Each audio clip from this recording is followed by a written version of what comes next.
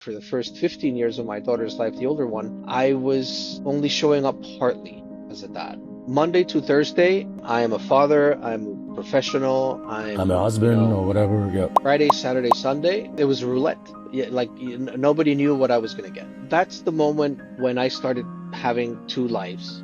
I give myself permission to do this because I've earned it. If you're wondering whether you are or you're not, You you probably are. probably are. If I don't remove alcohol from the equation, I will never be able to remove everything else because I hated myself. Not only didn't love myself, I hated myself. But I didn't know where to go. I didn't know what to do. Keep coming back. We're going to love you until you learn to love yourself. And I think I discovered hope for the very first time, living happy, fulfilled lives. And in 2023, I went through a really dark relapse and I journaled a lot about the relapse. And my younger daughter, one day, I left we were traveling together, and I left the journal on my night table, and she picked it up and she read it cover to cover. And she said, "Dad, I just want you to be happy." They are very proud of me. They're proud of me in a way that I was never proud of my dad. In a way that I was never before. I never got to know my parents as people. I knew mom and I knew dad. I believe that my kids know Juan. They know their dad, but they also know the person.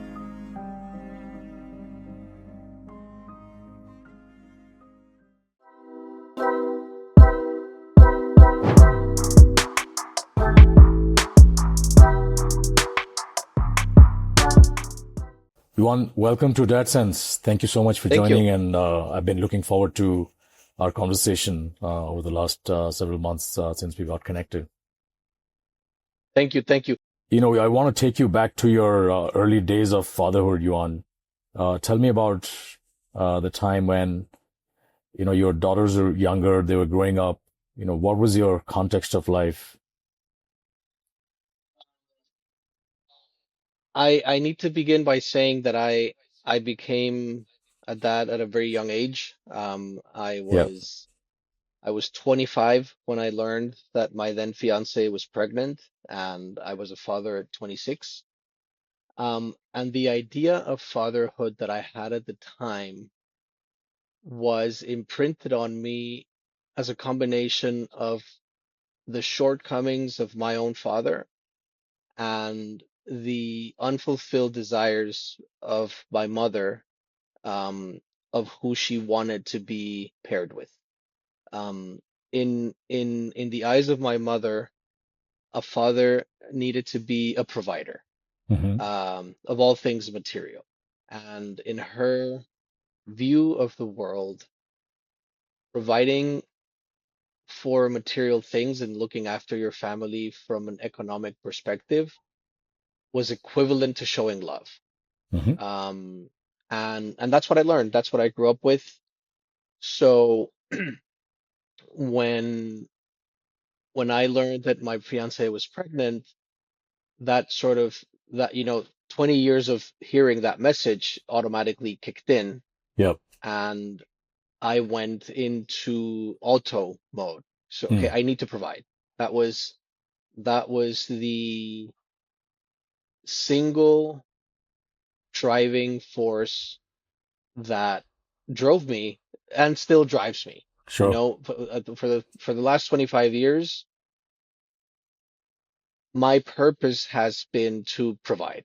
Yeah. Um, Economically, it was a incomplete. Um, I know now it was an Hmm. incomplete picture of what being a father actually is. Um, I do believe providing security in whatever shape or form security comes is essential to parenting. Yep. Um, whether, 10,000 years ago, providing a cave and bringing food Yep. to the fire. Um, Now, For the offsprings. providing a home, providing clothing, providing education, providing both the kind that you can acquire with money and the one that you have to model. Right. I did not have a role model of what a father was like. So Yeah, tell me more about that. You said your father's shortcomings. You used the word. What was that? in in he I mean, as what I know, which is not the full story, he he didn't provide for the family. You know, Hmm. my mother would have loved raising me as a stay-at-home mom, Right. but she had to rejoin the workforce when I was 3 or 4, um, because she had to. You know, she realized that my dad was not going to be putting food on the table, was not going to be bringing money to pay for my education. So my mother went out and did that. Yeah, got it. Which is why when I was 8, my mom said, you know, I have myself and my child to worry about. I'm not going to be carrying the load of a husband who doesn't show up financially. For his role, yeah. And Yeah. eventually I learned emotionally and other shortcomings. So and my mother ma made sure, and I think that was probably my mother's biggest mistake in regards to me, is that she made it a point that I understood how big of a failure she believed my father to be. Hmm. So that put the fear of life into me. You know, it's like Yeah. I need to provide, right? Otherwise, I'm going to be seen through the eyes of my mother and the world as a As a failure. failure, yeah. Yeah. It also didn't help that my mother passed away 8 months before my fiance got pregnant. No, about a year and a half before. My mother passed away in May of 1998, and I learned that I was going to be a father in January of 2000. Oh my God, I'm So so sorry to hear that. So she never saw you as a dad. no, Yeah, no. that's gotta Um, that's tough. so you know, so I was like, I had this ideal um of who I needed to be as a father, and I had this image of who I did not want to be as a Yeah. father, you Yeah. know, and probably for the last 15 years, um, I was driven more by the fear of not becoming my father than by the The idea of aspirations of ideals of being a good dad. exactly, Yep. exactly. Yep. But I hear you. but but being a good dad in the sense that not being my dad, Right. right? Yep. Which again, it was helpful, but it was incomplete. Yep. Yep. And I say this because it was never modeled to me um, what what parenting actually is. You know, I think my mother did a really good job of showing me, you know, because she then took on the role of both a mother and a father. Sure. Um, and my dad just tried really hard to be my friend. And for a while, you know, when I was a teenager, he would take me to places that teenagers shouldn't be taken to. This was all in Um, which part of the world was this, this was John? all happening in Mexico City, Gotcha. Okay. um, which is where I was born and I grew up in. So, you know, when I was 13, 14, I lost my virginity due to my father paying for sex for me. And I mentioned this as a relevant happening in my life because that had a big impact in my addiction later in life. Understood. Um, Wow. so my first handful of sexual experiences were paid for by my father. So as a 14, 15-year-old, I thought he was the coolest dad in the world, because my testosterone was Yeah. what it was, you All know, over the for a place. Yeah. 14, For a teenager. 15-year-old Yeah. Yeah. boy. Um, and so fast forward to, you know, me realizing that I'm going to be a father. I was like, okay, I have to provide, and th this is a very short list of don'ts. Right. Um, that I'm going to abide by. Um, so for the first few years, and by then my drinking was social. You know, Yeah. I played rugby for a long time. Oh, I Drinking didn't is a realize at in Mexico rugby is popular. it is more popular now than it was Back in 30 the day, years ago or right? 35 years ago. So it wasn't very popular then, but I was educated in a British school. Gotcha. So I Yeah. started Now I playing understand. rugby since I was like 14, 15 years old. And, there was a very small league in Mexico. It Community. was like Yeah. 5 or 6 teams. But it became a big part of who I was, and I played rugby in Mexico for 15 years, from 14 years old to 30 years old. And Yeah, I mean, and thank God, drinking is very synonymous with rugby, right? After a game, yes, I've yes, got we a we bunch of your British and Kiwi and Aussie friends and South African friends, so I know exactly what you're talking about. we used to say we were a drinking team with a rugby problem. That's right. I had not heard that one. That's a good one. And Yeah, but the brotherhood is strong around the world, right? it's a family. Yeah, yeah, I'm an only child, no brothers and sisters, so um I discovered the feeling of family through rugby. yep.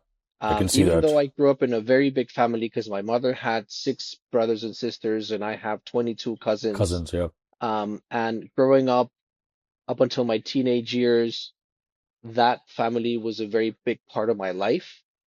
Um, but then, 17 years old, I started dating, 18 years old, I started dating the woman who would eventually become my wife. And I sort of nestled myself into her family and I stopped relating myself to my mother's side of the family. And it was about the time that rugby became a big part of my life. So, you know, my rugby friends and my girlfriend's family became more my family than my own family. gotcha. I give up the idea of moving to Switzerland and I joined Warner Brothers. This was meaningful because my income almost doubled And overnight. you already a dad by then? I'm already a dad by then. My Yeah, daughter, so I joined Warner Brothers in December of 2001. So my daughter was 1 year and 2 months old. gotcha. Um, this had a big impact on me as a person because my salary doubled overnight. That's a sweet Um, deal.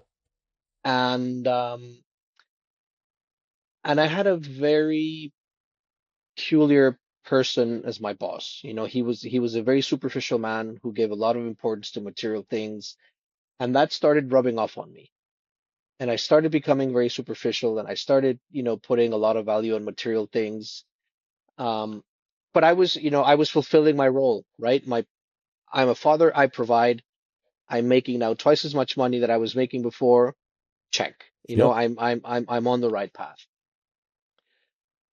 Eventually, Warner Brothers offers me the opportunity to, up until now, my drinking is normal, right? Right. I Just I I play rug social. Yeah. I play rugby on the weekends. Some weekends I get drunk, some weekends I don't. I don't drink at all during the week. A glass of wine here with a business lunch, a glass of wine there at dinner. Yep. That's it, right? I was very um square Yep. about what was what, and I didn't I wasn't framing it as what's right, what's wrong. It was just like Sure. it's what I do. It's what my friends So, do. It's what my wife does. quick It's what question, you on here. Did your dad drink?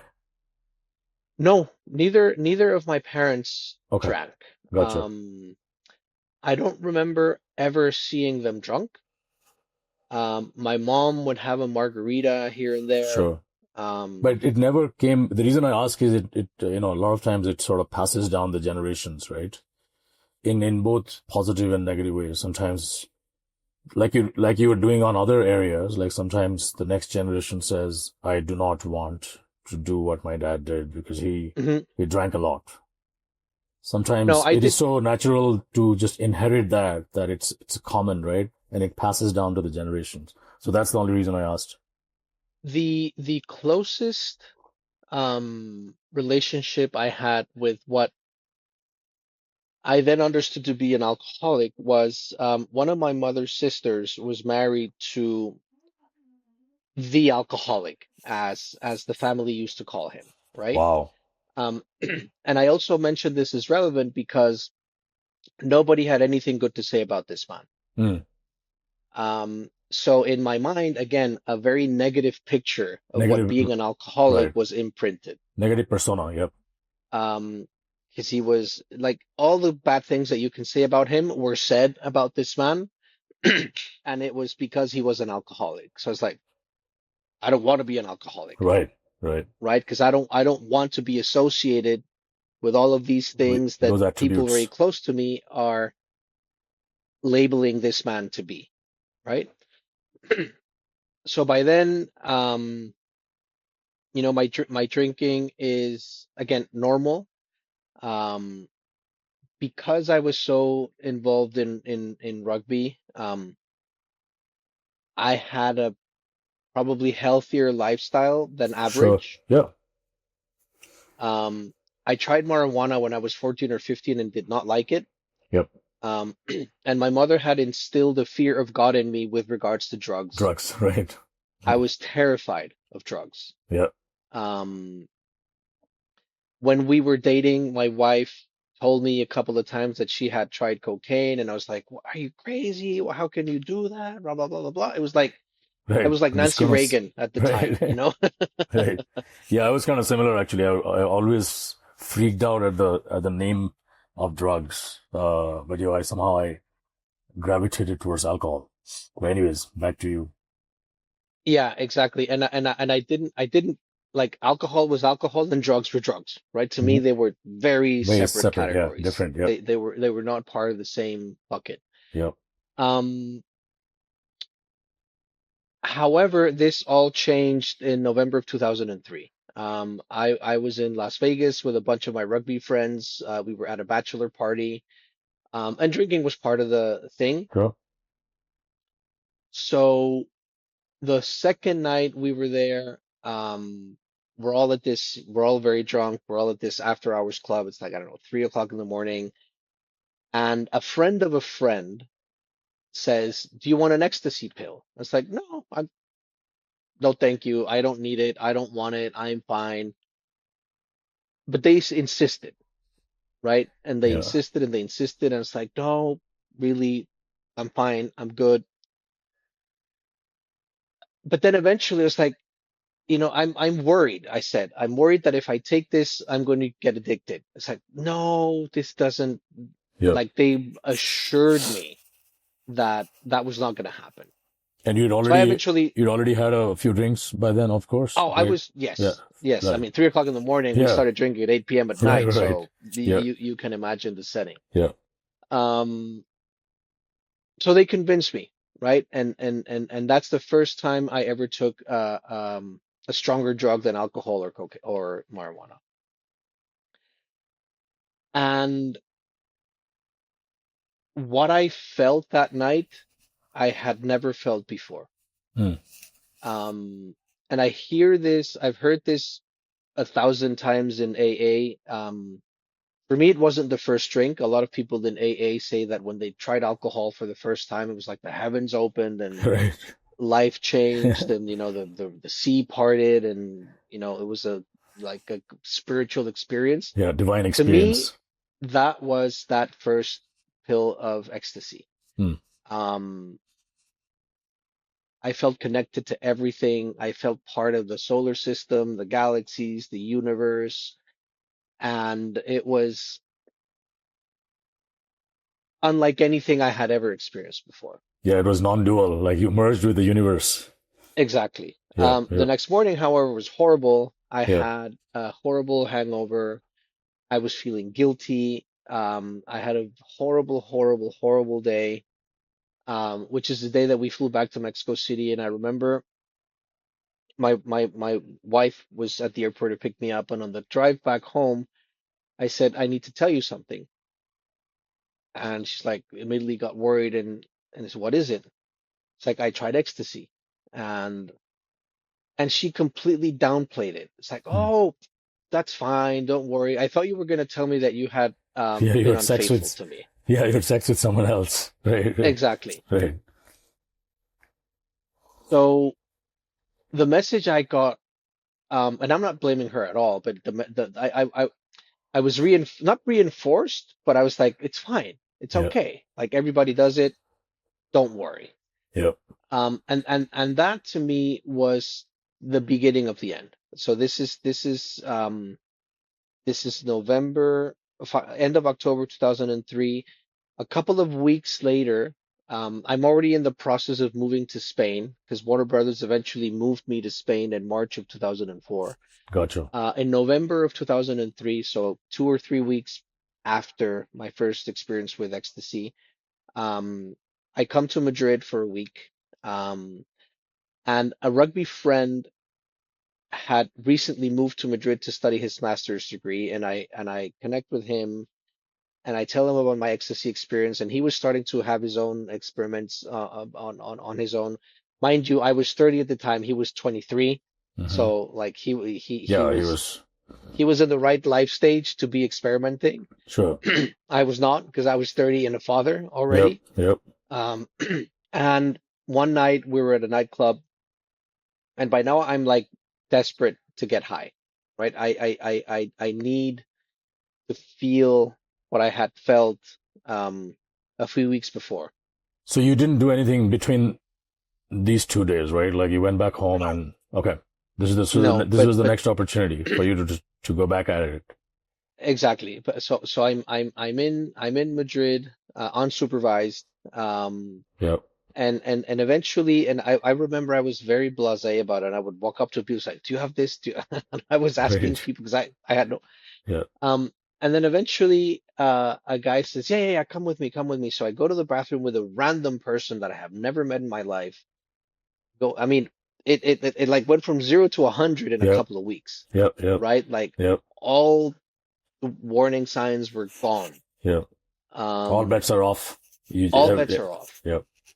So I end up in a bathroom stall with a person I've never met before, and he offers me something that's white. And by then, I was like, I don't care what this is. I just want to get high.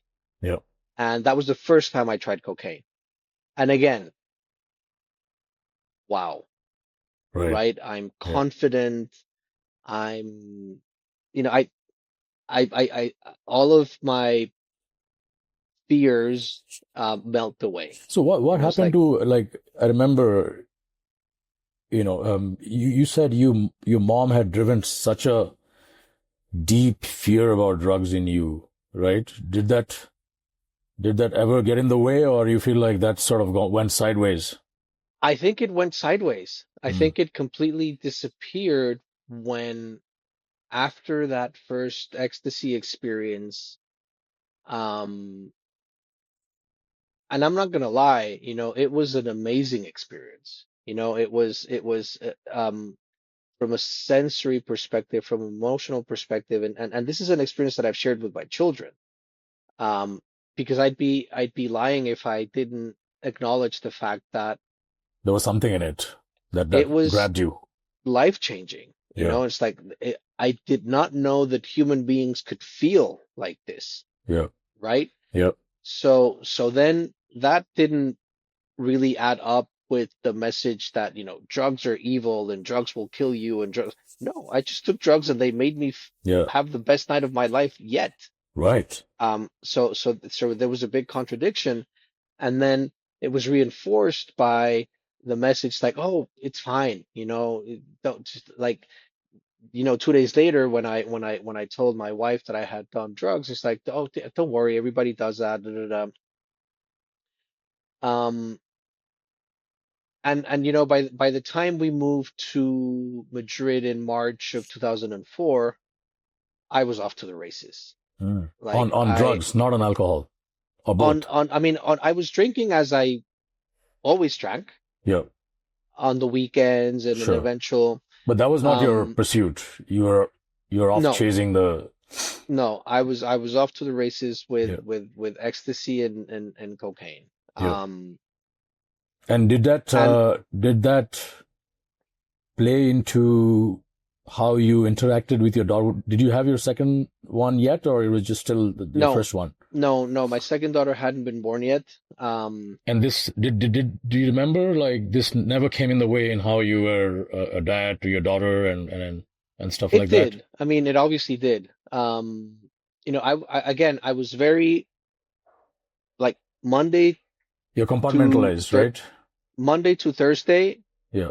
sacred. Straight No laced. drugs, Yep. no alcohol. No, I am a father. I'm a professional. I'm a husband or whatever. Yeah. I'm a I'm a partner. husband. Yeah. And Friday, Saturday, Sunday, it was roulette. Yeah, like nobody knew what I was gonna get. And would you Some do this weekends when without your, like, you would just do it on your own, right? Like your wife would come no, or, no, at the beginning when we first moved to Spain, my wife was also partying a lot with me. sure. But because both of you are Um, sort of relatively younger parents, right?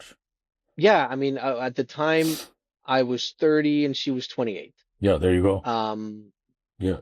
so and for about 6 months, every other weekend, um, we we'd pay for a nanny to Nanny. come Yeah. stay with our daughter, and we'd go Yeah. out, and until one day, we came home. It was, I don't know, 6:30 in the morning or 7 in the morning. Uh, we What, were with another what was the this nanny other supposed to stay the whole night or yeah, yeah, she yeah, was? yeah, Okay. yeah, Okay. yeah. Um, the nanny would leave as soon as we got home. That was Sure. sort of the That was the arrangement. deal. Yeah. And this one day, it was this is the summer of 2004. So 3-4 months had gone by between the time we arrived in Madrid and this moment. And we had just come home with this friend from Mexico that was living in Spain that my wife also knew, and we were going to continue doing drugs at home. Hmm. But we heard our daughter waking up. Yeah. So we scrambled to Shut clean, it and down. that was one Yeah. of the most horrible hangovers I have ever had because it was the summer. Our daughter wanted to go to the public swimming pool. Yeah. It was crowded. It was It was horrible. terrible. It was Yeah. horrible, horrible, horrible, I horrible. remember exactly how you, I mean, not on drugs, but I remember waking up with really a massive hangover after a big night, and your kids are literally next staring at you. The sun is shining, but you just don't want to open your eyes, right? I, I totally see that. I mean, this is not even with drugs, so I can't even imagine how you were feeling It that was day. it was it was horrific. Yeah. So that night, I remember we were having dinner at a Burger King that we used to go to because they had a little playpen that we could throw our daughter in, Right. and she would be there for half an hour, 45 minutes. And my wife says, "You know what? This we have to stop. This cannot It's continue." not working out. And I agreed. It's like, yes, this cannot continue. Um, she stopped. I mean, she's never had a problem with addiction. Hmm. And I stopped for 2 weeks, maybe, or 3 weeks. You And stopped and what? then You stopped drugs or you stopped the everything? no, the drugs, just the Okay. drugs, because Okay. for us, alcohol was never considered. It was never a problem in our minds, Yes. right? It was it Right. it never got in the It was way of normal. anything. Yeah. It was normal. 'Cause when we both, we grew up drinking, we grew up getting drunk, we grew up with Yeah. she was, I mean, the whole rugby family was, the players and the girlfriends and wives, and And they're all very so it was functioning. Nothing was broken. It was people were living normal, happy lives with, beers and drinks and everything. exactly. Yeah. Yeah. So that's the moment when I started having two lives, Right. right? Um, when I started um hiding my using, when I Substance. started disappearing in the middle of the night to go party, um, and that's when infidelity made its appearance. Sure. So because I was hardwired from a 14, 15 years old, that paying for sex was something you do. Yeah. Because your dad Um, sort of introduced that to you, right? and so that's I started that also. Um, and that went on for about 2 years. And how did you reconcile with your parenting? Like, were you able to, even within looking back now, like, were you able to reconcile or compartmentalize? Yes. What was your framework of how you were showing up as dad, or you kind of already gotten into that spin of shame and guilt, but not able to resolve it? What was going on? I was feeling tremendous amounts of shame, tremendous amounts of guilt, Mm. um, which is why I compartmentalized my using, and it was my thing, right? Yep. Yep. I didn't have none of my friends were part of that life. Yep. So that's why I say when I Yeah, you completely separate. split, Right. and with my friends I was drinking and jovial and da da da and this and that and the And then other, you had but the other then side to yourself. and then Mr. Hyde appeared, Yep. but Mr. Hyde did not want company. Yep. It was a solo Um, pursuit. exactly. Yep. Yep.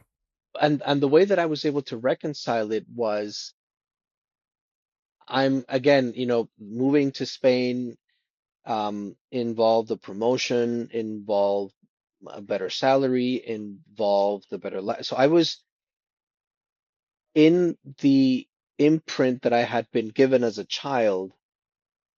I was fulfilling all of my responsibilities as a father, Yep.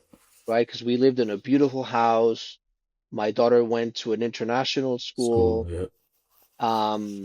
My wife didn't have to work, which was an agreement that we did when we had our first child. That we agreed very early on that she wanted to be a stay-at-home mom, and I also wanted her to be a stay-at-home mom because that's what I had been hearing as a kid, Yep.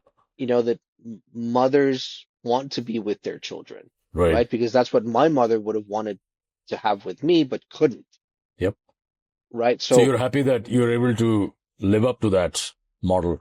exactly, I was giving my family what my mother wanted for her family, Yeah. Yeah. right? And never for a second did I think about asking, Hey, what no, do you what want do to do? you want? Right. What Right. do you want for our family, Yeah. right? Or you never And probably this is asked yourself, what is right for this context, no, this no, I family? because I was doing what I was doing. I wasn't asking, but I wasn't being told either, Yeah. right? So And were you I was justifying all of this, some of these escapades, right? With it it with was this my notion that you were successful, you're living abroad with a multi-global company, multinational company, great job. So this is kind of part of the whole equation. it was my reward, Yeah, right? It was correct. It it was the incentive. was it was this is my prize, Yep, right? This is my own recognition to myself. I give myself permission to do this because I've earned it. right. I hear you. I've told myself this countless times that I deserve this because of all these other things that's happening in my life, which I'm checking the box for. So I've earned it in the eyes of my deceased mother. I am a great father. Even though I also knew that she would never have agreed with my, addictive behavior, Right, because I was now also engaging in activities that my father was engaging in that she highly disapproved of. right. But You had crossed those lines as well, drugs, infidelity, and so forth. I was like I turned a blind eye to that, Yeah, and um it as an addict and an alcoholic, it's the ability to self-deceive myself is outstanding and astonishing, and yes, and all of the alcoholics and addicts that I've met, through the rooms of Alcoholics Anonymous, it's a common feature, right? That we're able to deceive ourselves, more than we are able to deceive other people. right, Because I think it's a prerequisite. In order to be able to deceive other people, you need to be able to deceive yourself. You need to be able to convince yourself of the lies that then you're telling other people. Otherwise, they come you won't be tumbling down. convincing. Right, right.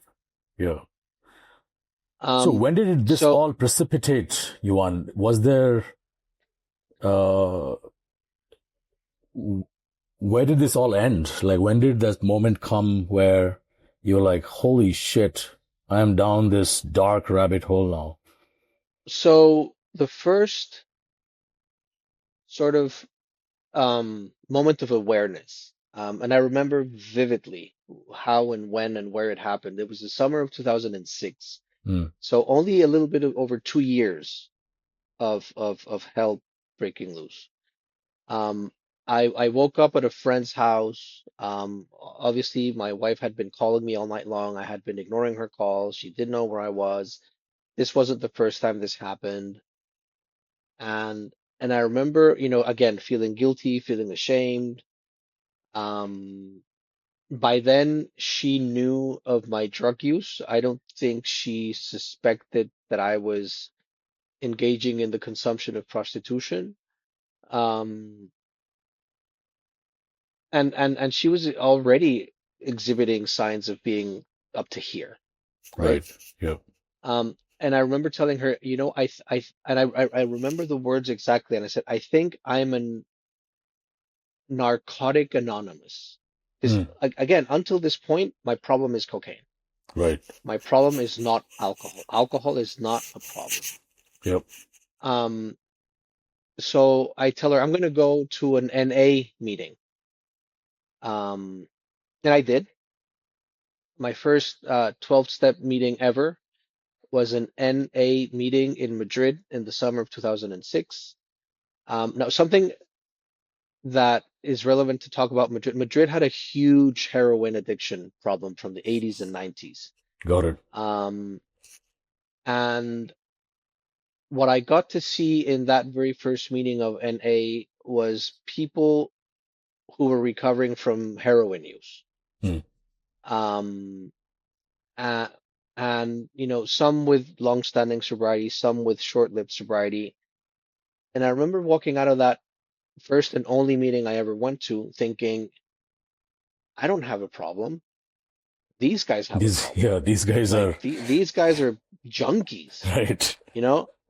I only have a cocaine hobby that I need to, Just take care of.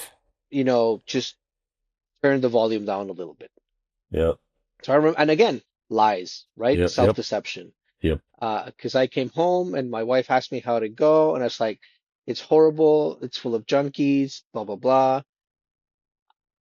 I have evidence that there's nothing wrong with me, Look, and I even tried the NA, and I'm vouching for it right? now. I have Right. evidence now. Right. I suspected that I was one of them, but now I know that I'm not. Right. So don't worry, I'm gonna put, And you already empty had your words. second child by then? Uh, she was on the way. No, she was already born because she Yeah. was born in March of 2006. Gotcha. So she was 2 months old, 2 or 3 months old. Um, and for a while, I did taper down a little bit. Um, I was, I no, I was really excited and like I've always been excited about my kids, right? They have never not been a source of joy in my life, Right. ever, ever, ever, ever, ever. Even in the mornings when I was hungover and I had to, be on the couch watching Teletubbies, I was happy. I was guilty that I wasn't able to be Fully present and more of a engaged. person Right. for them. So I for the first for the first 10 years of my kid's life, in the case of the younger one, and for the first 15 years of my daughter's life, the older one, I was only showing up partly as a Yeah. dad, right? Because weekends, um, also my then wife was doing a very good job of covering for me. Um, we never had arguments in front of the girls. It was always very in front of the girls. We had a very united front. That's good. Um, That's very good.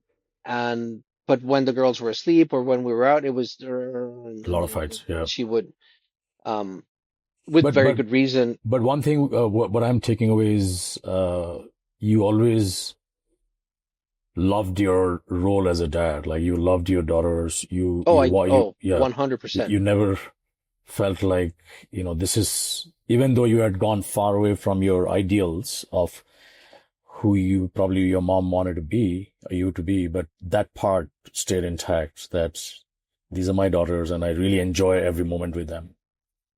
I have never not loved spending time with them. I have never not loved being a dad. I have never not loved having them as my children. And if anything, the love I have and always had for them contributed to my feelings of shame and guilt, Yep. Yep. I hear you. right? And one of the and this is when like thinking about it now is like one of my biggest fears was if they Losing find them? out who I really am, Yep. they're going to hate me, Yep. Yep. right? Because I went through that experience, because I was trained to hate my father, And you right? didn't I want to was end up in that same spot, right? As your dad. exactly. I didn't want to end up in that same spot. So, But did you fear well, losing them because of this? yes. Yeah. Oh, yes. Yes. But losing them in a very specific sense, losing the relationship with them, Yeah. Yeah. right? Yeah. Yeah. That's what I Losing mean. Like the routine, like I'll losing tell you why I'm asking. Back in my drinking time, there were times when, of course, I would be so drunk, and next day we would have a big argument and so forth. And that's when this fear will come back that holy cow, like this can end up being means I am not with my kids anymore, right? Mhm. And that was like the worst fear for me. And so that's why I'm asking you this question.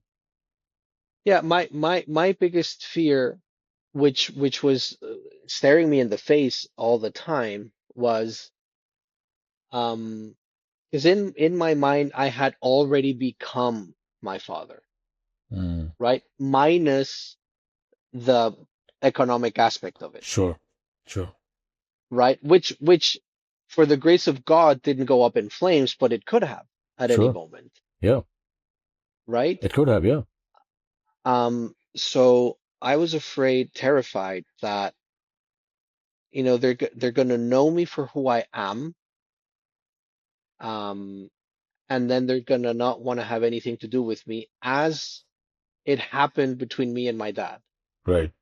And something relevant to mention now is shortly before my mother passed away, uh, because this also had a very profound impact in the relationship with my father. Um, my mother sits down to have a conversation with me, and she asks me, um, "Did your father ever sexually abuse you?" Mm. And I was like, "No, or not that I can remember. Why?" Um, It says, "I need you to promise me that you're never going to tell your cousin this, blah, blah, blah, blah, blah, blah, blah." And again, these whole family dynamics that are not healthy, that are very hurtful. And growing up, I had a cousin, his name is Alfredo, who was 5 months older than me, and we were very close growing up. Like we would hang out as children, but we lived very close to one another. We would go riding bicycles. We grew up together basically until we were 14, 15 years old. He was the closest thing I had to a brother. Um, and my mother tells me, well, your cousin Alfredo has told his mom, my mother's sister, that um, your dad sexually abused him you know, when we were 8. Oh my God.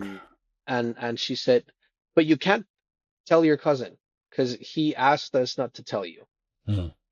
And I'm thinking, well, if he asked you not to tell me, why are you telling me? But anyway, so Right. so I'm given this information that I can't do anything with, Right. right? Yep.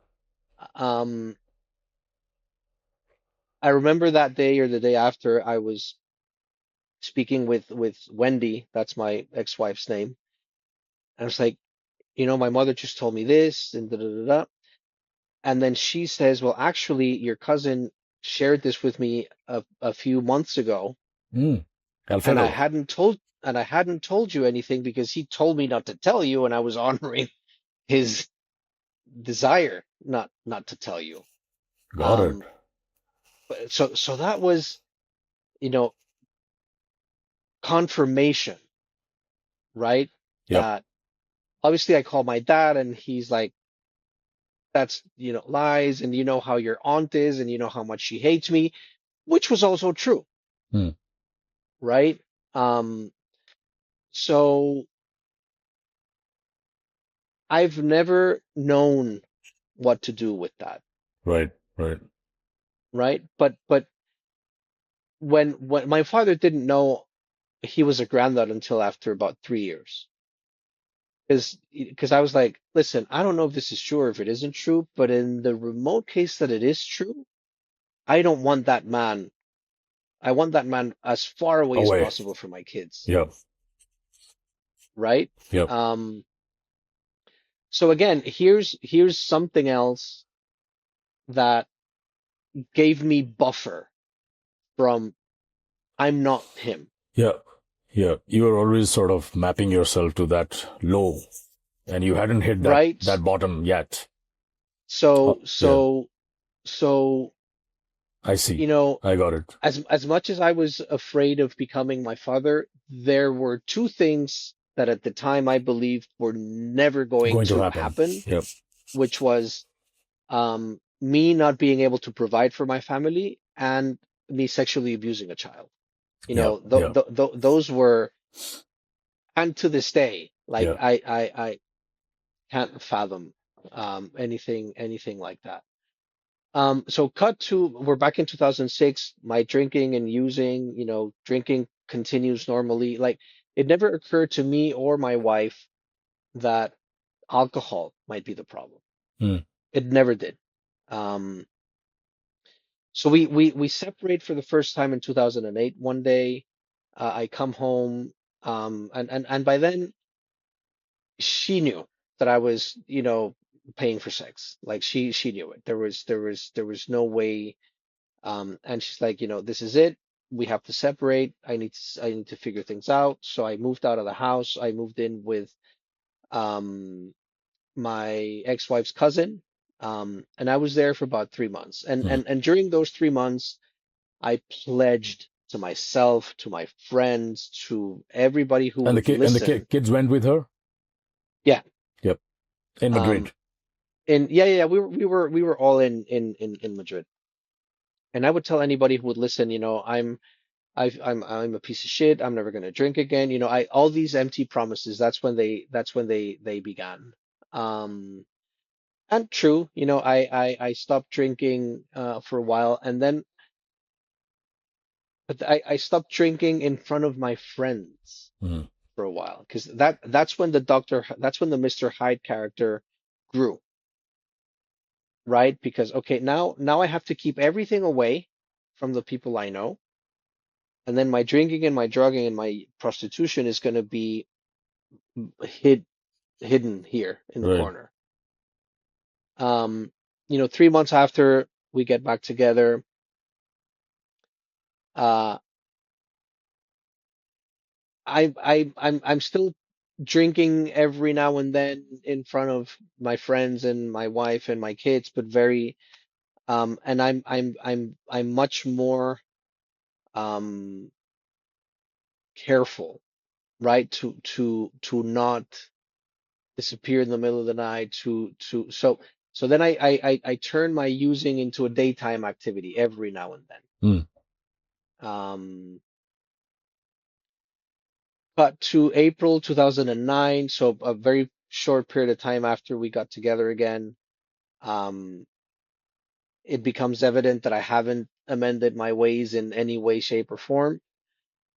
And that was the second time we separated. And I remember vividly how angry Wendy was and how hurt she felt and how afraid she was of having me around. Right. Um, she's like, I never want to see you again. I hope you die. I don't know Oh if my she said God. that. I don't think she did, but that's what I heard. You felt. Yeah. I move into a friend's house and his wife. Um, and one night I was like, by then I knew something was wrong with me, but I didn't know what. Yep. And I stumbled on an HBO documentary called Addiction. Mm, And they had a very complete website with information on addiction. got it. Um, because by then I knew I was an addict. I didn't know I was an alcoholic.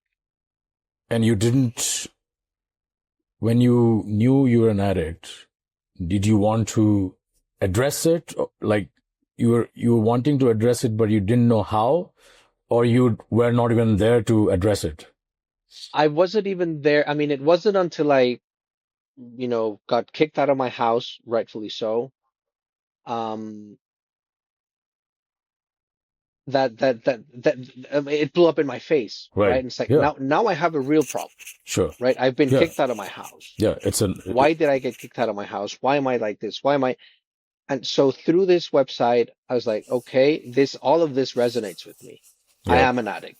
I was able to take, um, I don't know if ownership is what happened, but I became aware that this is what's happening to me.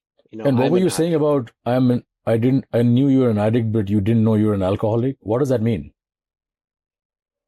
I didn't see alcohol as a problem. I see. It was the drugs and the prostitution. But was it the problem? Eventually, I learned that it is the problem, It is. Interesting. for me. Got it. Because Um, it basically is the baseline, right? it's the baseline. From It's where the you do it's the other gate. things. It's the gateway drug. Understood. Um, Gotcha. Yeah, I can see that. and then I started researching about addiction treatment centers in Madrid, and I found out this place, and I said, I'm gonna go here. So I didn't check into a rehab center because it wasn't, at that was exactly at the same time that I was starting my new job at Disney. Right. I So remember I get kicked out of my house in April of 2009, and I start a new job at Disney in 2009. So I was like, there's no way that I can tell Disney, listen, guys, I need a 30-day right. uh period to check myself into rehab, Right. um which was also because if I had still been at Warner Brothers, I had been at Warner Brothers for almost 8 years by then. Yeah, so maybe you could have gotten away um with some arrangement because you were there and already. my boss in Madrid of Warner Brothers, he was my mentor. He's the closest thing I've ever had as a father. To this day, I adore the guy. I admire the guy. Right. And I'm sure that if I had come to that realization while working with him, I would have come to him Sure.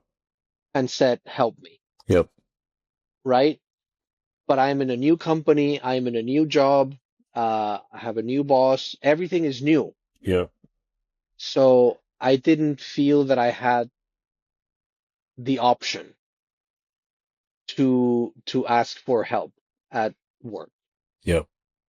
Nor and again, in all honesty, I don't know that I would have, Right. even if I had been at Warner Brothers. I don't know. Right. So I go to this outpatient treatment center. So it's 2 hours every day, Monday through Friday, 8 p.m. to 10 p.m. And looking back, it was um, it was based on the 12-step principles. The center was run by two recovering heroin addicts. Mm-hmm. One had 14 years of sobriety, the other one had 10 years of sobriety. Um, but it felt like boot camp. It didn't feel like AA feels, Right. to me. And it was for the first few months, I thought that everybody there was an actor.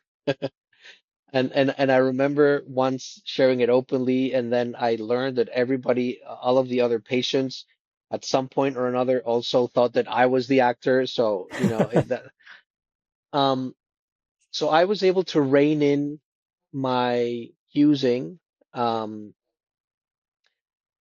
and I was able to stay sober for about 6 or 7 months, You were. um, You from just from everything, from everything. And was from that everything. was that the first time that you were successful in staying sober that long? Yes. That's Yes, so incredible. I withheld from everything. I was bouncing around, living with one friend, with another friend, with another friend. You And know, you my were seeing your my daughter, spending time with them? I was seeing my daughters, like my Wendy never restricted access to the girls, because also, she knew that I was, failing in all of these other places, but she also recognized that I was a loving You really father. loved, I was right? a um and to this day, my kids have told me repeatedly that during that time Wendy would tell them, girls, your father is a lousy husband, but he's an It's a amazing great father. dad. Right, right, right. Um, so, That's wonderful. we were separated for about 6 months, and I think we rushed to getting back together, Hmm. because by then the dynamic was, Wendy was seeing progress. We had established a very, I would say, healthy and amicable co-parenting relationship. We would do things as a family, Hmm. birthdays Sure. and this and that. So it was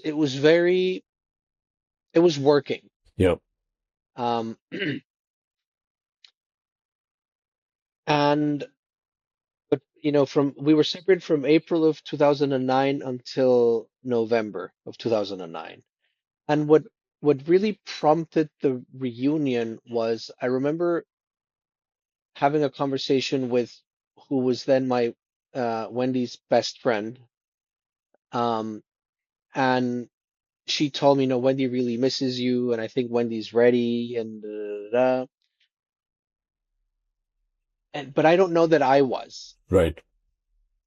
Because you're still Um, sorting yourself out, right? I was 6 months sober, Yeah. right? Like in AA, they say you don't know anything until you're at least a year sober, Right, right. right? It Don't wasn't, make any changes during your first year of you're sobriety. just still working through a bunch of stuff. Um, but that so but at the same time, I was eager to move back in with Wendy and the girls. Um, so we moved back. I moved back in. Everything's great. I'm going to therapy. And then we were going to Mexico for the Christmas break that year. And I remember having to ask for permission to travel to my therapist, right? That's the kind of, I look back now, it's like that doesn't like feel right, and he said, you only have permission to go for 2 weeks. And I think the family trip was planned for a 3 week 3 weeks, trip. right?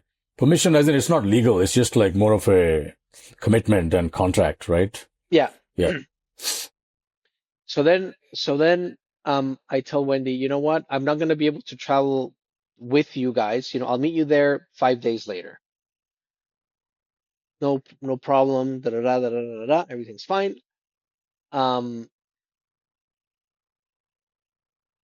and those 5 days ended up being critical, because in that 5 day window, I relapsed. Oh my God. Yeah, I was hoping you don't say that, but I was also worrying that you might have relapsed.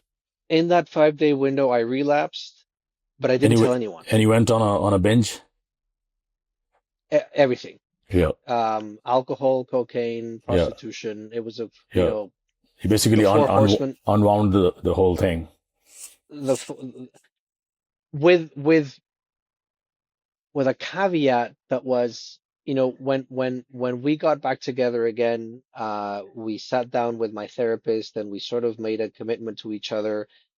And Wendy said, if you ever go, if you ever um have sex outside of the marriage again, that's it. Hmm. It's over forever, for good. That's the red line. Yeah. If you drink again, not a red line. If you do drugs again, not a red line. If you're unfaithful again, red line. It's like, what do I do? Right? Because we had just gotten back together again and things were fine. So I decided to not tell anyone. I didn't tell my therapist. Obviously I didn't tell anybody. So that Christmas um trip was um horrible Hmm. for me. Because you didn't tell anybody anything, right? That this happened? I kept it to myself. Again, But it must have really crushed you inside. I was, because I had been feeling great Yeah. for the past 6 months, Because that right? relapse can actually just quadruple the shame and guilt cycle, right? Because you just get back to staring at your own dark self again and like, man, I lost again. Lost again to Mr. Hyde. So I remember coming clean in therapy, and my therapist said, "Have you told your wife?" No, I haven't. Why not? Because this. Mm-hmm. Um, so then and then recovery from that point going forward was never the same for me. I'd go for, 6 months, I'd relapse, I'd come clean in therapy, but I wouldn't. So this is where because by then all of my friends and everybody in my life knew that I had quit drinking Yep. and knew that I had quit drugs. And that was the lie that I was telling the world. Mm. But every now and then, I mean, it didn't, it was, it, it, the frequency was cut back considerably, Sure. but it was still happening. And it was eating away at me more than it ever had. Did it ever come to a Um, point where you finally drew a line and you became sober for most part? no, not until I came to AA. Not until you, and that Not was not until back 2016. So it was a 7 year this start stop off period, on period, off on off and on. from Spain back to the US. Let's cut to But that because I in want to focus on the post sober life and yeah. the So positives and the it, it relationship. it went it went downhill up until the time when we were moving in. We moved to LA. At one point, I picked up habits during that 7 year period that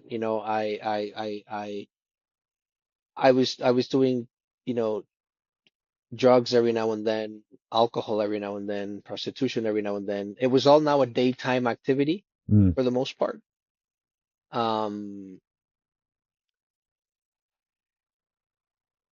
so and then when we moved to LA, my escapades happened when I was traveling for work, sure. right? Yeah. So we had been living in LA for about a year, and I had been back to Spain a few times, and I got in. And from September 2015 to January 2016, I just went down a spiral. Um, Yeah. This must have because completely. because but because then I don't have to hide anymore. Yeah. Because like I'm not married. I'm not You're married not trying to anymore. save anything. It was just off the chains now. Yeah. Exactly. Yeah. And ironically, this weekend, 10 years ago, um, I touched rock bottom. A friend from Mexico came to visit, and I This exact come weekend, with 10 me. years back. Yeah, Wow. What a, my original sobriety date was January 30, 2016. holy cow. What a serendipity of that, right? Like that we are Yeah. having this conversation today. Fascinating. So that weekend was just a regular weekend for me. Started drinking and drugging on Thursday night, stopped drinking and drugging Saturday morning. Um, and what was different for me that Saturday morning is I didn't understand I had had a DUI in 2015. Hmm. So in November of 2015, I was sentenced and I had to go to 15 AA meetings in a period of 1 year. Yep. So that morning of January 30, I woke up feeling miserable, like really, really, really miserable. Not unlike anything I had felt before, because many times when I was still in the relationship, in the marriage, in the family, um, I knew that my misery was coming from the fact that I knew that I was lying. I knew that I was cheating. I knew that I was being dishonest. I knew that all of these things, and I was feeling all the exact same feelings, Hmm. but I hadn't lied to anybody. I wasn't cheating on anyone anymore. And I just didn't get it. Wow. Like that weekend, I was just, I don't understand. Till date, you can't figure out what was so different about that morning. The fact that I was feeling all these feelings Yeah. when I thought I didn't have to feel them anymore, Right.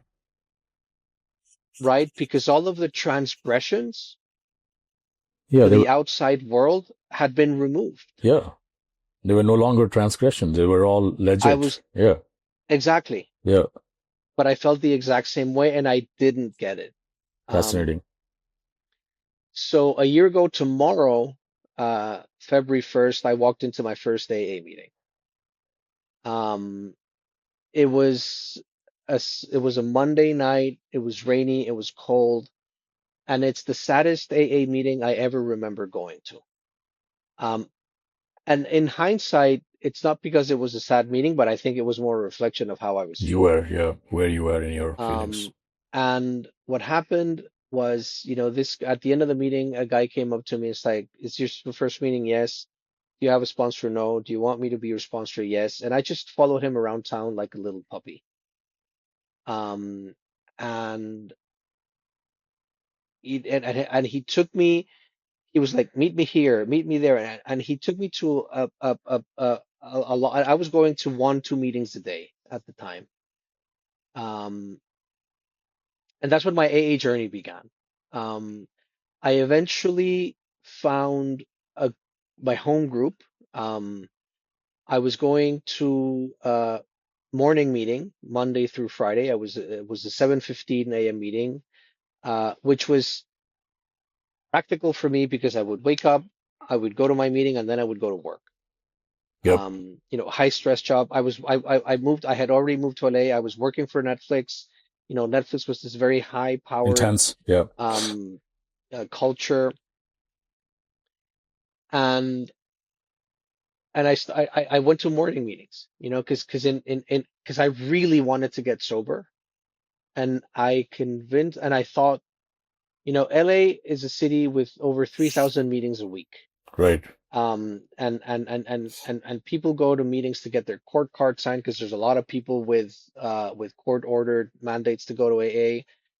Um, but I mean, that's what got me to the rooms, but that's not what kept me in the rooms. I Yep. started seeing happy people for the first time in a very long time. And that's when I Happy because of their understood, sobriety. yes, Mm. and that's when I understood that I was an alcoholic. Mm. Wow. That's when I understood for the first time that, yeah, addict, whatever you want to call me, but if I don't remove alcohol from the equation, It's not I going to will never solve. be able to remove everything else. Yeah. That was the main culprit.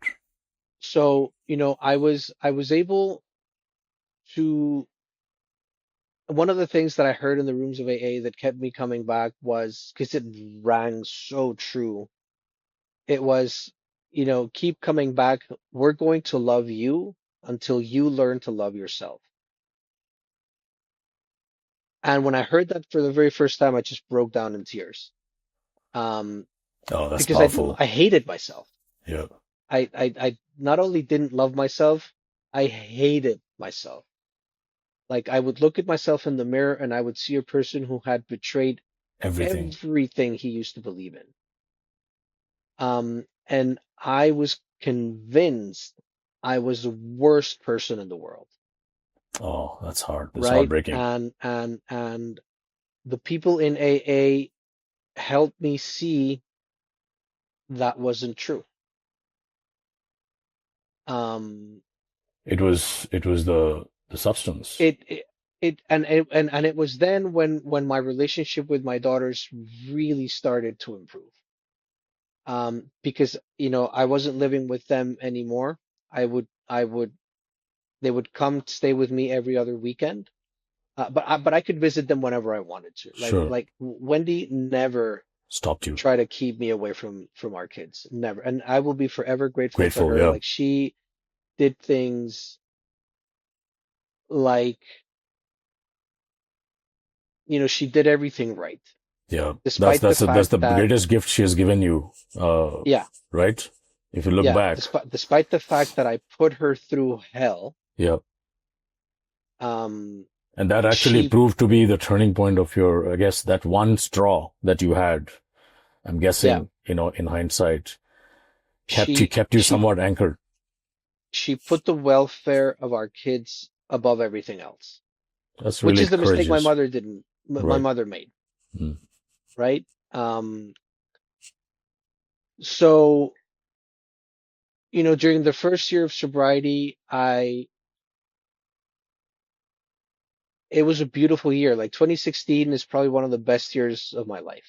It's when I went on that road trip that I was telling you about earlier with my Yeah. daughters from LA to To Seattle. Seattle, Yeah. um Why, and why is it why is it sober? Because why is it the best? Because I know what you're talking about. Because that first year, like for me, it was last year, 2025, right? And I kind of relate to that. And mostly it's because of clarity, because of the peace, because of the calm, and knowing well that you have somehow conquered something like a demon inside yourself, and you're showing up for yourself more than anyone else. And then you remember everything, the moments, because of the presence. So I was curious to know, like, why do you say even 10 years later that first year was the best year? because everything was new. A lot of things Right. were new. A lot of feelings were new. It was the first time I was able to see myself as a flawed, imperfect human being, Mm. just like everyone else. I wasn't the worst, I wasn't the best, I was just one more. Yep. And that to me was novel. That was a novel idea because when I was growing up as a child, both of my parents were like, "You're the best one. You're special. You're unique." You're like, Yeah. I went from being the best one to the To worst the one. worst. Yeah. It's very black and white and It's extremes. very binary. Yes. Um, and and and for the first time, I was like, no. And I think I discovered hope for the very first time. Mm. I started looking at people who were 10, 15, 20 years older than me, people in their 60s, 70s, and even 80s, living happy, fulfilled lives. I had never seen adults like that. I had never seen grown-up people like that. Um, Incredible. Nobody in my family was like that. Um, And I, people I who just had who hadn't, had hit rock bottom, right? And they were coming from the rock bottom, working through their own selves, their flaws, their struggles, and living a happy life. and for the first time in 12 years, I felt again like I belong, right? Because in the 15 years that I was playing rugby, that's where I belonged, Yes. right? When I moved to Spain and I rugby went away, I didn't have a sense of belonging anywhere. Yeah. I was in a foreign country. You're just I didn't believe I deserved belonging to my family because of all the shit that I was doing. yeah. Um, and then I came to AA and I was greeted with open arms, and I started paying attention to people's stories, and I was like, I was so far from other rock bottoms, right? People who had lost literally Everything. everything, their livelihood, their sanity, um, and who are now happy, productive, functional members of society. Yeah. I'll give you a lot of Like hope. the s- the stories you hear in AA, you don't get anywhere else. And I've always been a sucker for the human spirit, right? The Yeah. movies that make me cry are the movies that highlight the power of the human spirit. Yeah. Um, and if there's anything on display in the rooms of AA, NA, is the strength of the human spirit. Spirit. Yeah. Yeah. In spite of Um, all the rock bottoms, how do people climb out of that, right? Just through, Despite of everything, yeah. and then all of a sudden I went from having no role models in my life to having 1,000 role models in my life, Right. and being able to talk openly and freely. And there's a shorthand when you're speaking with another alcoholic, which is the basis of the program, by the way. Yeah. Just two alcoholics talking to each other, sharing an experience with each other, that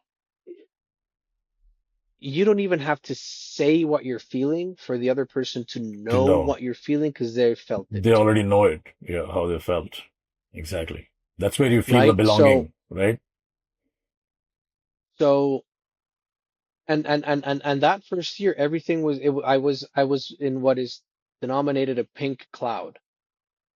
And I was very lucky because when I came into the rooms, a guy who was, a few weeks ahead of me, same age, uh, a guy who had also played rugby all of his life. So we became instant Mates. brothers, Yeah. right? Because we not only did we have AA and alcoholism in common, we had rugby in common. Yeah. That's And powerful.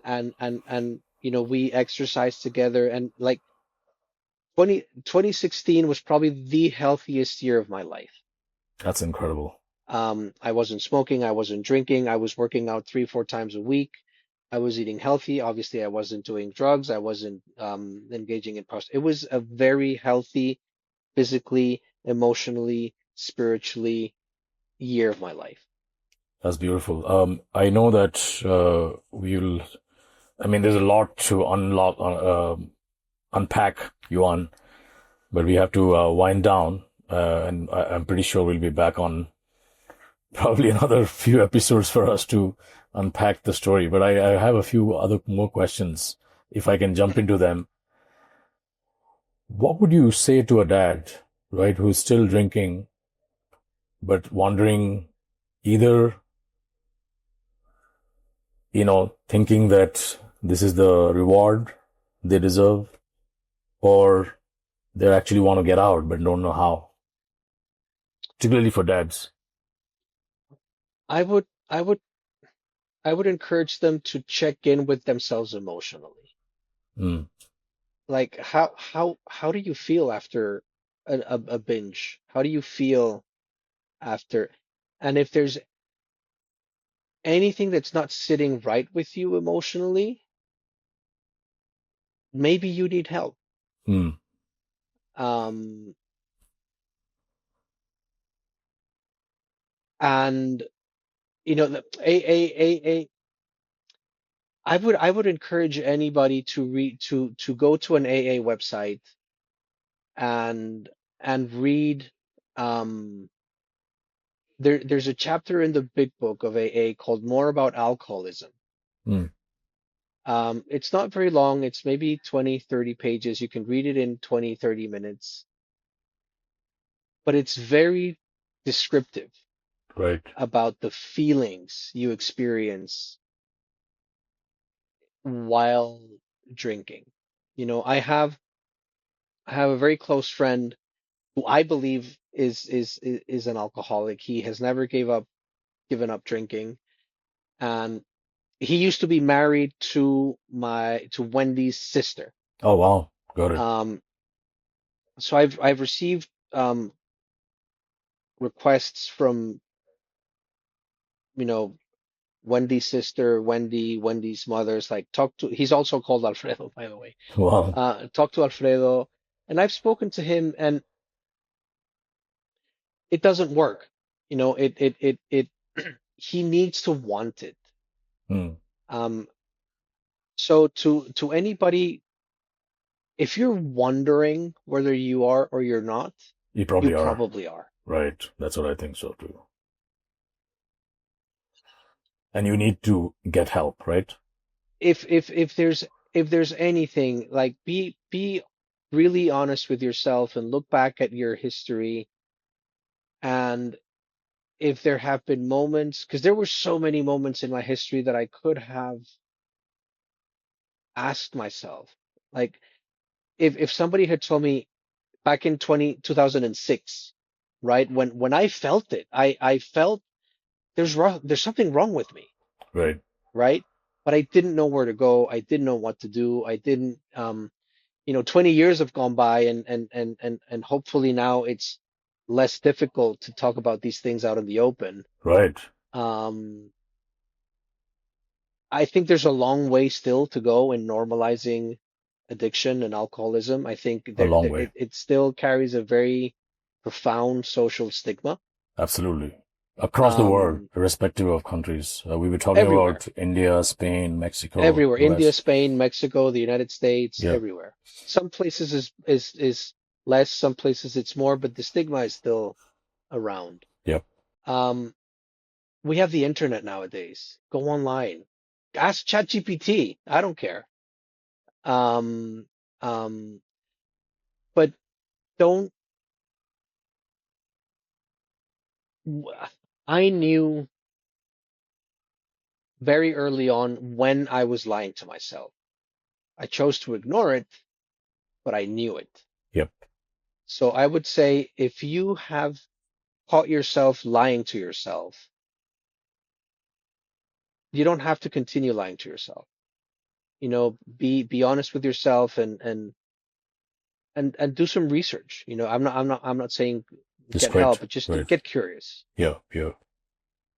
And how did your relationship with your daughters change in the last 10 years of sobriety? Because this is a show about fatherhood, and I know fatherhood and addiction, dependency are all very intertwined, right? So I didn't really know. I thought that my relationship, I was again like you, I love my children, I'm spending time with them, I always prioritize. But when now I can contrast clearly my lack of presence during my drinking days and what could have been.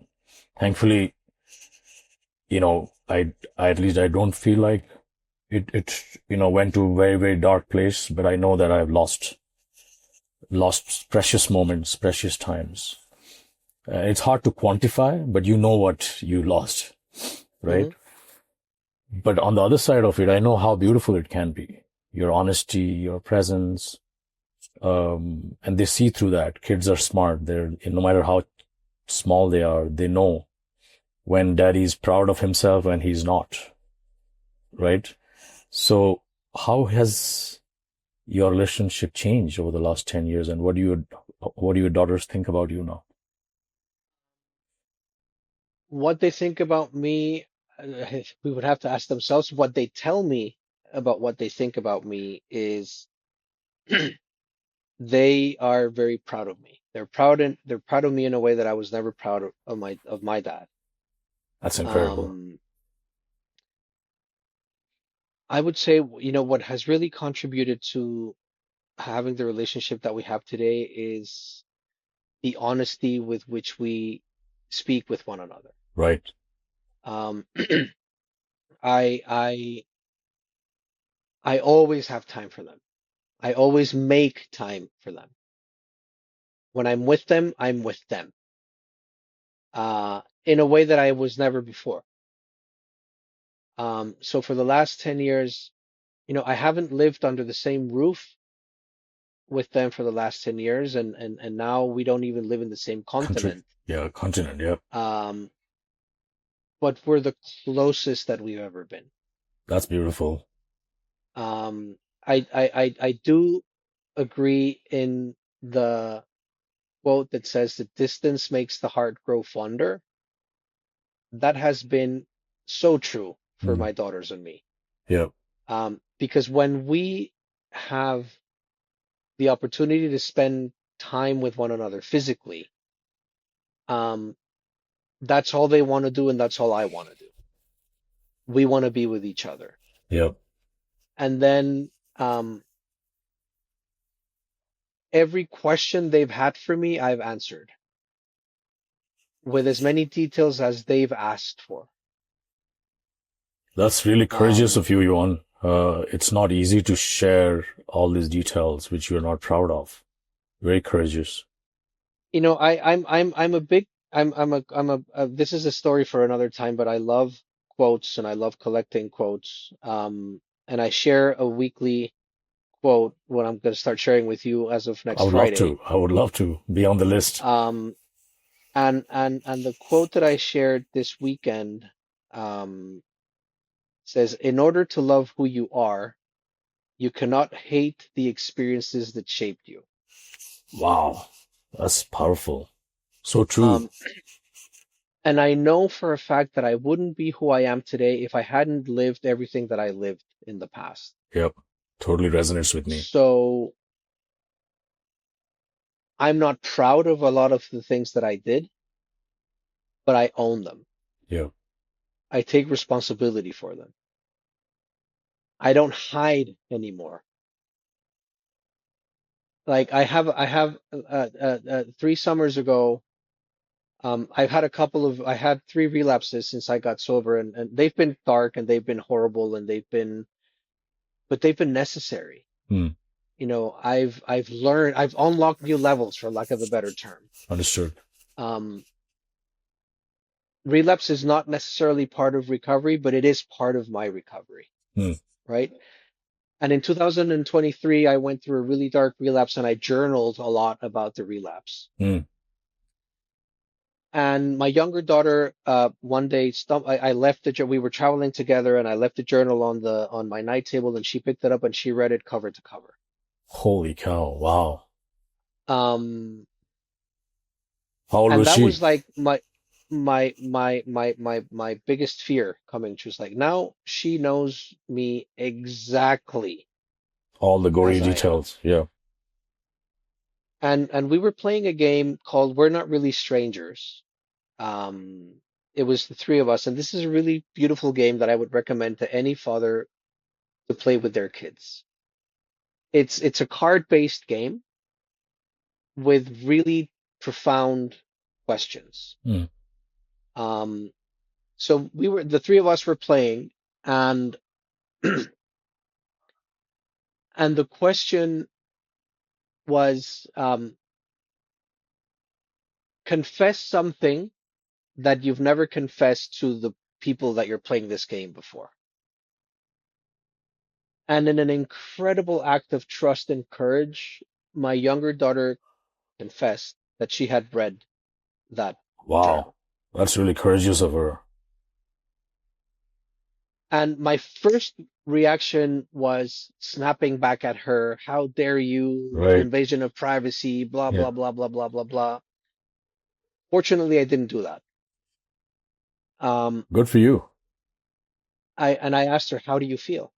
Do you want to talk about it?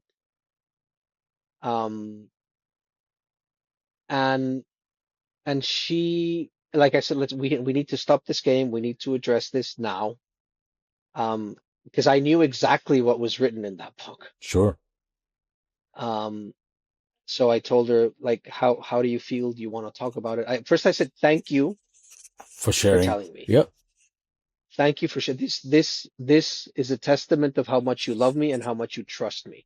Yep. So thank you. Um, and she said she didn't want to talk about it, and I said, if you ever do, just let me know. I will always be ready to talk about this with you whenever you feel ready or whenever you feel the need. Um, and she said that I just want you to be happy. Oh, So, that's you heartbreaking, know, Yuan. Like she saw if through your if pain, I guess. Right? she saw everything, like if that's not a testament of the love that we have for each other, and then I What turned to my is, older daughter and I was like, do you want to know what's in what's the there? books? Yeah. Nope, I'm good. I don't need to know. We're good. Like that's between the two of you, which I thought was also Yeah, very interesting, such a mature response. Yeah, right? yeah. She's like, but I also told her, if you ever want to know, I'll tell if you you. ever want to talk about it, tell me. Yeah, I'll be glad to speak to you about it. yeah. And then we continued the game, and then another question came up. I was like, when was the last time you cried? And my younger daughter said the last time I cried was when I read the journal. Oh my God. So we stopped the game again, and do you want to talk about it? Da, da, da, da. And and if anything, I think that her knowing as many details as she now knows has just brought us closer. Yeah, has strengthened the connection and the relationship. 100%. Because one of the things that I realized is that I never got to know my parents as people. Yeah. It was always the I knew roles. mom Yeah, and I knew dad. yeah. It's I not, never got to know Rita it's and not I the never got to humans. know Juan. Yeah, And I believe that my kids know Juan. They know their dad, but they also know the person. And they know that they're curious about the person. I was never curious about, um, and I am also curious about them sure. as people, as women, right? Yep. Um, so it's going beyond the strictly, parent child relationship. Right. And that's how it should be. It's Yeah. going After they it's become going adults. in it's going exactly. It's Yeah. going into the now that we're all adults, Yeah.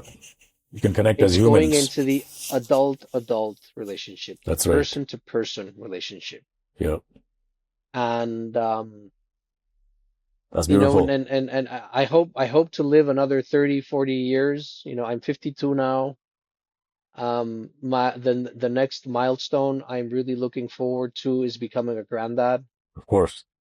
Um, a sober granddad. Yeah. Yeah. Uh, You will be. and You will be. and You will be both. and hopefully my grandkids will never see me under the influence of anything.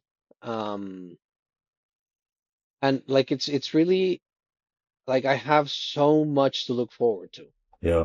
And Yeah. when I was in my 20s, I thought that you ran out of things to look forward to in your 30s. 30 or 40 or whatever. Yeah. Yeah. I think I have more things to look forward to now than I did back then. Well, that's the sign of the life you are living now, of presence and of honesty. And also, one of the things that in my research, I read that alcoholism actually shrinks timelines. Hmm. Everything becomes compressed.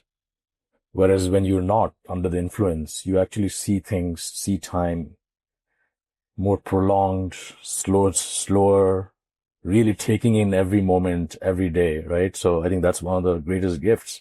Otherwise, it all passes by so fast when you're going from one bender to another bender. I Yeah, actually now, have now to jump now, Juan, but it's been. Sorry, you're saying something. I'll let you finish. I had no, one I was last just now question. now it's just a continuum of of Right. of a succession of nows. Now, exactly. You got it. Well, I'm pretty sure I would love to have you back. I mean, there's a ton of questions that I would love to unpack with you. Your life journey I would is, love to be back. yeah, Whenever you call me, I'll come running. thank you. You've been so generous and your life, story is so rich. One I can't even describe in words. And there's a lot to unpack for not just dads, for everyone. I think it's a profound human experience that you have. And, I think, we would love to kind of continue to dig into the stories, take learnings and share the learnings with our audience. Like I said, culturally, there is a huge stigma around drinking, around alcohol. Either you're drinking and you're functional and everything gets swept under the carpet, or you have this, stigma around it. But I think we need to be honest about these conversations. Like you said, understand how people feel and what makes them dependent on substance. And that's where I think your story can shine a light on what happens underneath. And your honesty actually is quite profound. Culturally, again, this country we are still a bit far from having these honest conversations as adults, particularly around addiction. So thank you so much. I'm really deeply grateful. Well, let's end this conversation by one question. If your daughters were listening to this episode, what would you want them to hear? That I love them deeply, that I'm always going to be here for them, and that I feel the luckiest man in the world for having them as my kids and as my friends. That's beautiful. I'm hoping they hear that, and I'm pretty sure they know that already. Thank you so much, Juan. Thanks for your time. You've been generous, and more to come. I will share. Thank you for the when this invitation, is ready. Subhasis, and I want to commend you on the amazing job that you're doing with this podcast. Because if I had stumbled upon your podcast 15 years ago, maybe I would have arrived where I arrived sooner. Well, I've been also meandering and wandering around, finding my own path, and I'm glad our paths intersected, and we look forward with a lot of hope. But I'm so grateful that our paths intersected. Me too. Thank you. You have a good weekend. Stay dry in rainy Mallorca. Enjoy the rain, and I'll see you soon. Thank you very much, Subhasis. I'll see you soon. Thank you.